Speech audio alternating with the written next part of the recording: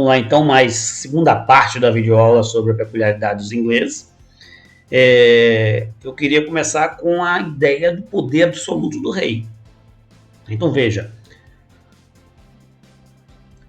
o processo de consolidação dos governos absolutistas, né, a formação do Estado moderno, ela é consequência também do fim do feudalismo e uma necessidade que se estabelece em virtude, inclusive, das cruzadas.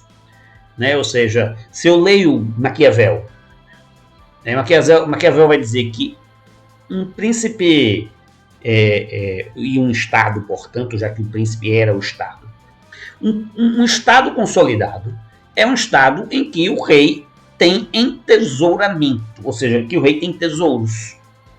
Né? Porque esse tesouro do rei permite que ele vá para a guerra ou que ele se defenda de um ataque inimigo. A ideia de que a riqueza de um Estado depois vai se transformar na riqueza da nação não deixa de ser um entesouramento. A nação rica não é mais aquela que entesoura. A nação rica é aquela que comercializa e comercializa na sua especificidade. Aí eu estou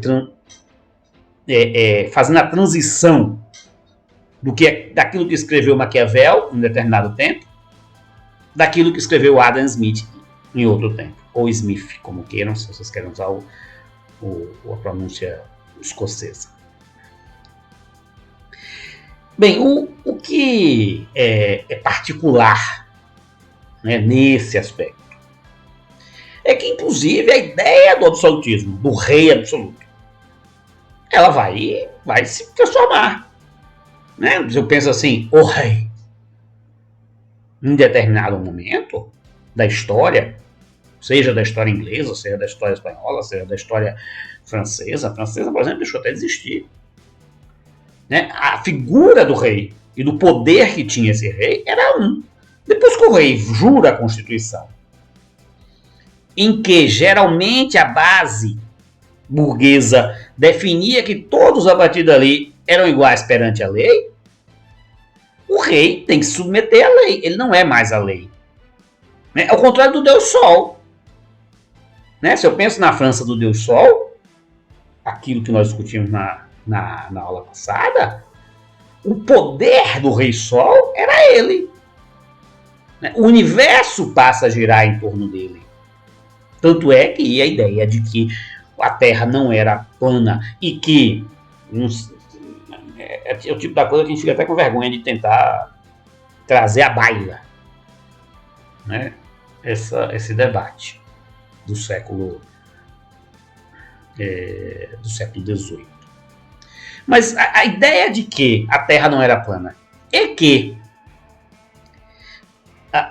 o giro se estabelecia em torno do Sol e não em torno da Terra. Né? Não é mais o Sol que gira em torno da Terra, é a Terra que gira em torno do Sol. Só tem espaço por conta do Rei Sol. Ele era o centro. Ao contrário, claro, do que acontece pós a Revolução Burguesa, pós a Revolução Francesa na ascensão dos jacobinos e dos girondinos, né? Na ascensão da burguesia ao poder. A partir daí, né, o rei não é mais Deus. Você pega o rei e corta ali a cabeça. A figura do rei, não só a sua propriedade ou o seu poder, se modifica. Né? Inclusive se modifica lastreado por uma nova institucionalidade. Né? A Constituição é uma nova instituição. Ou pelo menos dá base a um novo direito. Né? Um novo conjunto de leis. Então veja só. Né? Se eu penso no caso brasileiro, não hoje, pelo amor de Deus, vamos esquecer hoje. Qualidade é uma coisa que a gente não precisa falar. Mas vamos pensar no caso brasileiro essa transição do feudalismo ao capitalismo, teve como modelo de acumulação primitiva de capital o antigo sistema colonial. Né? Eu estou lendo um capítulo para vocês chamado Acumulação Primitiva de Capital, que está no livro O Capital, do Karl Marx. A acumulação primitiva de capital, ela se estabelece nas colônias. Ela se estabelece com a colonização. Para acumular e acumular metais de forma significativa, esses estados absolutistas fizeram o quê? Implantaram um sistema específico de exploração das suas colônias. Seja a colônia portuguesa, no caso, que se transforma em Brasil, seja das colônias inglesas, seja das colônias espanholas, o modelo era o modelo de exploração para acumular metais. Como é que se acumulava, né? No caso português, principalmente no primeiro momento, esses metais? Ora, produzindo de forma significativa produtos que não existiam na Europa, mas produtos que estavam voltados para ir à Europa. Então eu tinha que ter grandes propriedades rurais, as chamadas plantations, né? Então grandes propriedades agrícolas. E essas grandes propriedades agrícolas produziam um só produto, a cana-de-açúcar.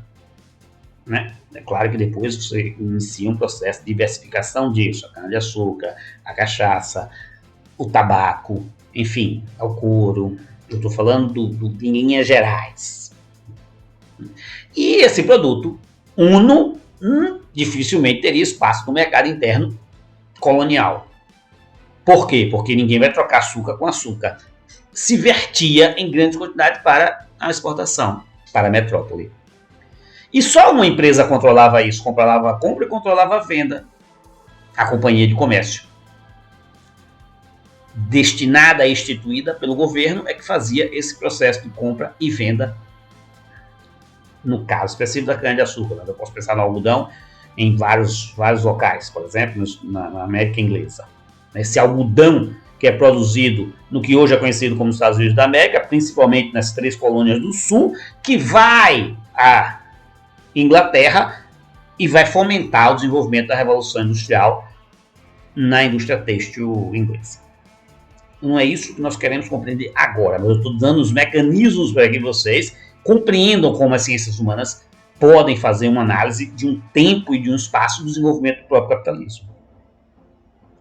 Por que Inglaterra e Estados Unidos, primeiro a Inglaterra e depois os Estados Unidos, são as potências hegemônicas do capitalismo, uma no século XIX e a outra no século XX. Mas eu não quero pensar, claro, só na Inglaterra e nos Estados Unidos, eu quero voltar para compreendermos a nossa realidade. Qual é a nossa realidade?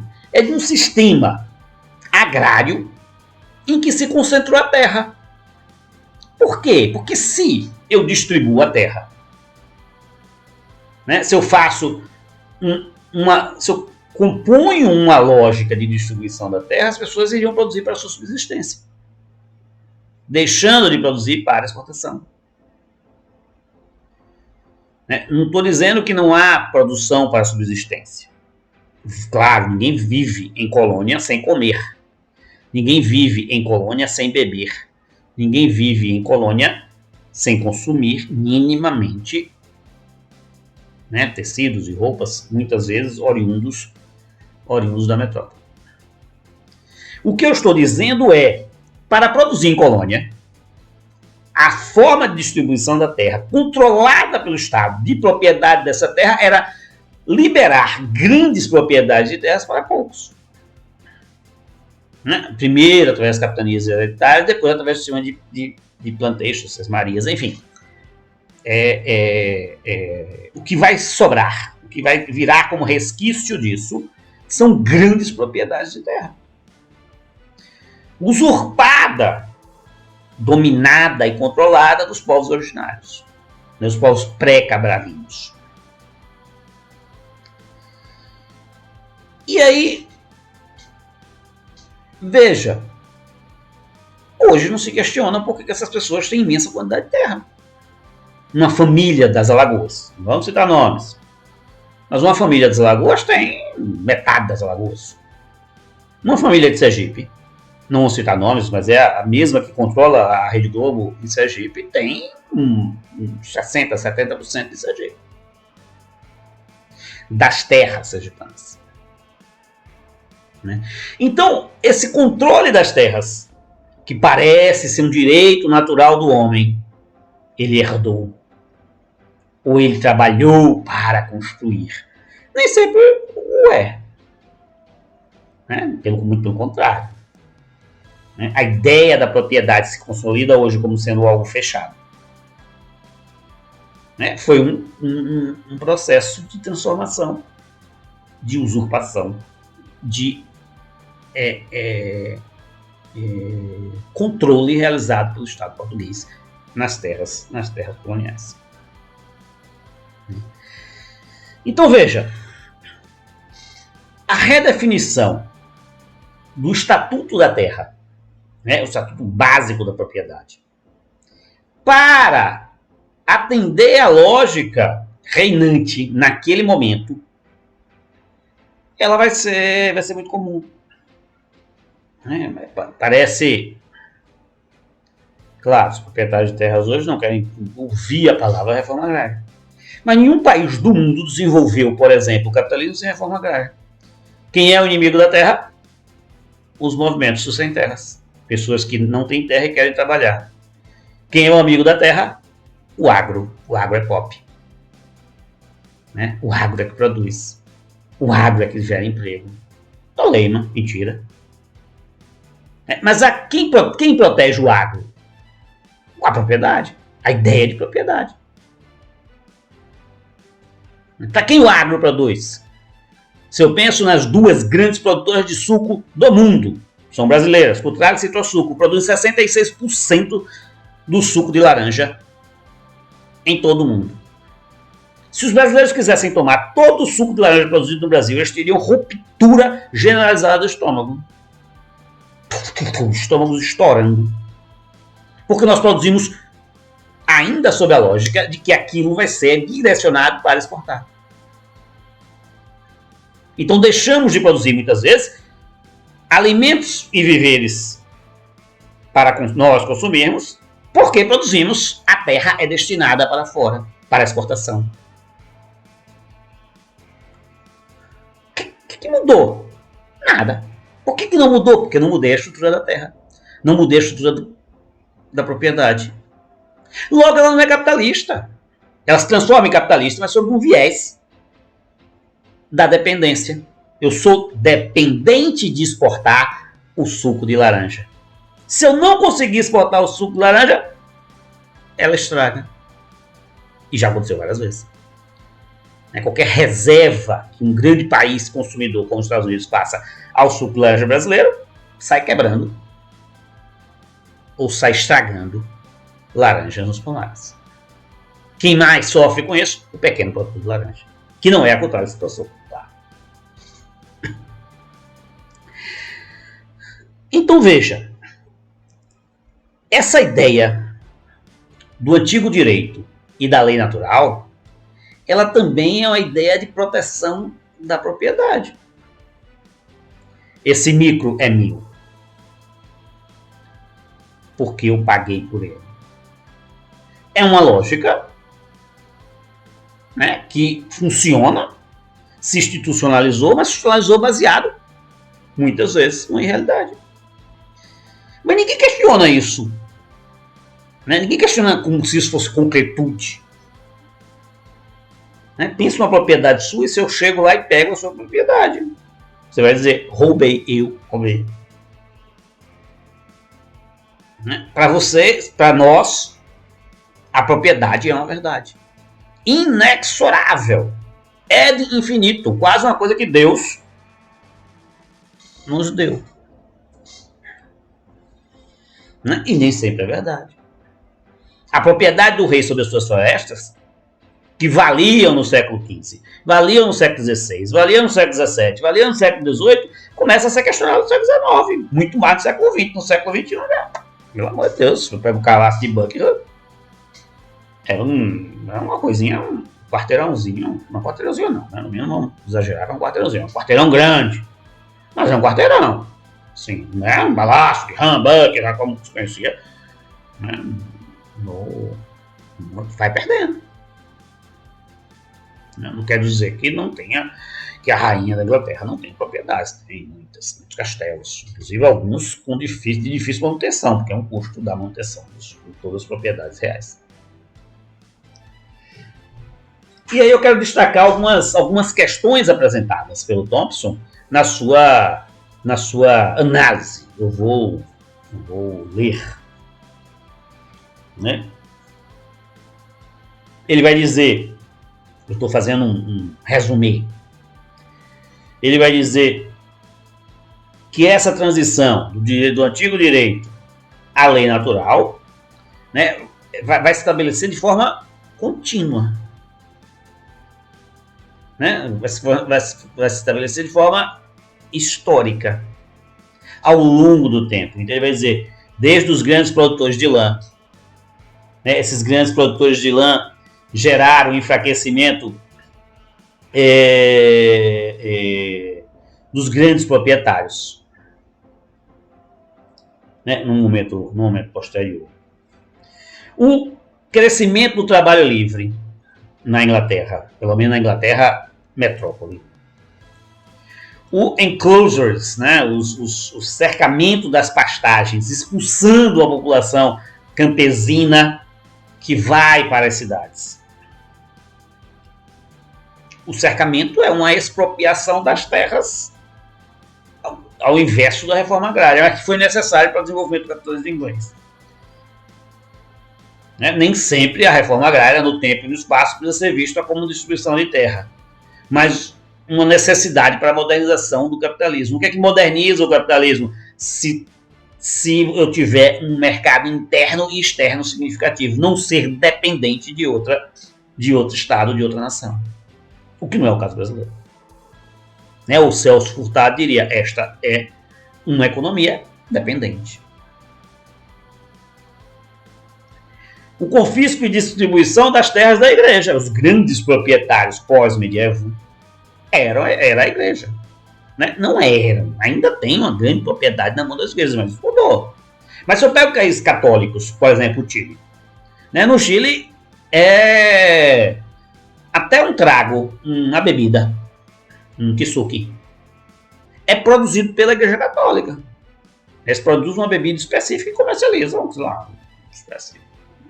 Não é um vinho, é uma bebida mesmo destilada, produzida pela igreja católica e tem longa produção no Chile, além da Universidade Católica, além das várias empresas gestadas pela Igreja Católica chilena.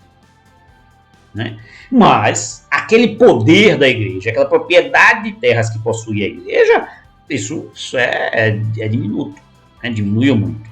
Não quer dizer que acabou. Se você quiser comprar uma loja no centro histórico de Salvador, você tem que pagar a igreja, porque ainda é uso e ocupação de um solo gerido e gestado pela Igreja Católica nas grandes avenidas do centro. Você pega a Avenida Chile, a Avenida 7 de Setembro, enfim, o centro histórico, de Salvador é dominado pela Igreja Católica.